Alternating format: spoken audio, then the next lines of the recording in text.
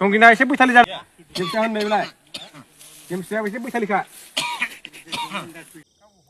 नामफ्राखि बिदि थायोना जारला जारला आं फुल आपडेट होगासिनो दं बेखौ मोनदों आं दानि भइस भिडिअखौ जिखुनु जा जिसुआ सुमफ्रामारि बिथां आदानि माखासे बाइट बेसेबां गनायजाथाव आरो बेसेबां गनायजाथाव नङा आरो नोंथांमोननि बायदिब्ला थारैनो सैथो नामा नायजोबनानैसो कमेन्ट खालाम ओमफ्राय बै भिडिअ फैगौ नोंथांनि दैदेननायावहाय माखासे रायजो राजाफोरा बिपिएफ हानजायाव जयेन जाबाय मा फोरमायगोन गिबियावनो बे चेनेलखौ नायगिरि रायजो राजा गासैखौबो आं हामबाय होनग्रोयो नंगौ दिनै जोंना नभेम्बरनि 13 थारिखआव उफ्रा बिसायख'थि दं बे बिसायख'थियाव जोंहा केन्डिडेटआनो जाबाय सुद्ध बसुमतारी सार दिनै गोबां रायजो राजाफ्रा गोबां हेफाजाब आरो मदद होनायखौ जों नुदों आरो जाय बिथांमोना माखासे दलाव थानायमोन बा जोंनि बिपिएफ दलनि बिरोधि दलाव थानायमोन बे बिथांमोना दिनै जयनिं जागासिनो दं आरो जाय बिथांमोना सोरबा बिदिनो साब्रै साबा 10 जन 12 जन बेफोरबायदि जयनिंखौ जोङो सोदों आरो न'आव फैदों जों बिदि खामानि मावदों गतिके गोबां मानसिफ्रा जोंनि थाखाय प्लास जाबाय आरो गोबां पाब्लिकफ्रा जोंनो स्रोदै भट होगोन बा सुद्ध बसुमतारी सारखौ देरहाहोगोन होननानै जोंनो बिदि इनफरमेसन होनानै दोननाय दं दा गतिके जोङो बेखौनो रंजानाय मोनदों जोंनि सायाव जोंनि हाग्रामा सार दैदेननाय बिपिएफ दोलोनि सुद्ध बसुमतारी सारा देरहानाया खाथां आरो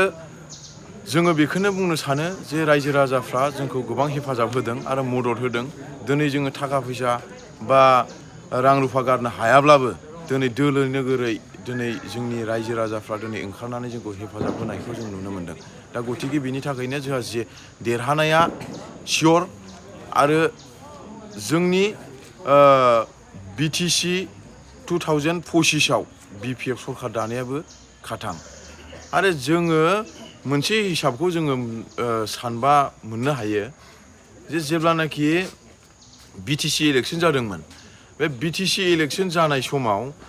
जोंनि मोनबा समस्तिजों जोंहा मोनसे एमएलए समस्ति बे समस्तियाव जोंनि बिपिएफआ अलरेडि मोनब्रै देरहाखानाय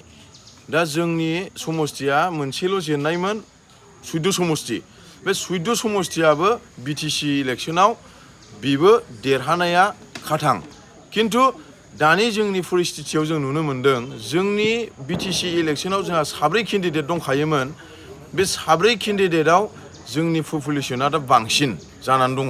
गतिके जोङो बेयावनो हिसाब मोनदों जे जोंनि उफ्रा बिसायख'थिनि जि जानो थांनाय एमएलए इलेक्सन बाइ इलेक्सन बे बाइ इलेक्सनावहाय 3 केन्डिडेट देरहाखानाय आरो मोनसेल' जों जेननाय नैबेखौ जोङो हिसाब खालामनानै जों दा नुनो मोनबाय जोंनि बिपिएफआ देरहानाया रोखा आरो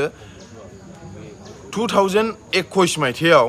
जेब्लानाखि चन्दन ब्रह्म आरो जयन्त बसुमतारी सारनि गेजेराव इलेक्सन जादोंमोन बे इलेक्सन जानाय समाव जोंनि बिपिएफआ चन्दन ब्रह्म बिथाङा 35,000 सामथिं भटआव जेनदोंमोन नाथाय दाख्लैनि जेब्लानाखि एमपि इलेक्सनाव जोङो हिसाब मोननो हाबाय जोङो 7,529टा भटआवल' जों जेननानै दंमोन नाथाय दिनै रायजो राजाफ्रा जोंनि सासे फ्रेश केन्डिडेट बा बयजोंबो सनमान होजानाय बयजोंबो अनसायजानाय आरो ससियेल वार्कार मावखानाय गोबाव समाव माने रायजो राजानि मावबोखानाय बे केन्डिडेट सुद्ध बसुमतारी सारखौ देरहाहोनो थाखाय जोंनि बे बामोनगाव ओनसोलाव आरो जोंनि बे बामोनगाव ओनसोलल' नङा जोंनि 31 नं सिडली समस्तियाव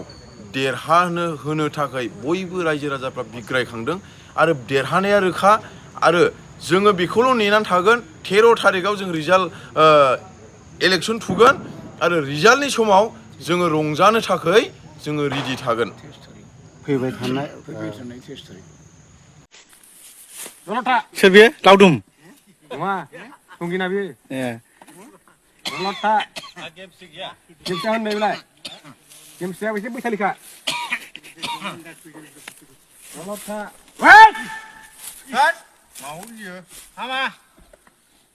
संगिना एसे बैथालि जादों नोङो दलथा लाब्रा माब्रै होखोमानि पिंकयाव आं आलुखौ डाइरेक्ट सुदों लांबाय लांबाय